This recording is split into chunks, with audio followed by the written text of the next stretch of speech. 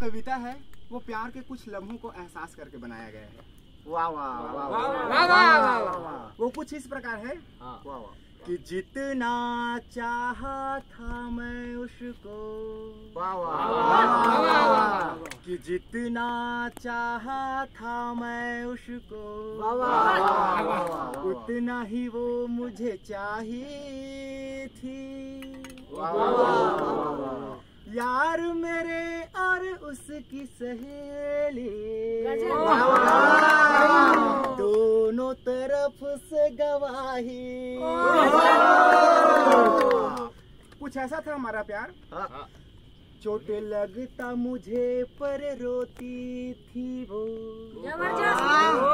क्या बात है भाई। चोट लगता मुझे पर रोती थी वो, और जगता मैं तो कहाँ सोती थी वो। वो आँख से प्यार जताती थी,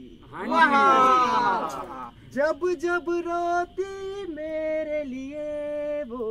क्या बात है भाई। आँख में कचड़ा बताती।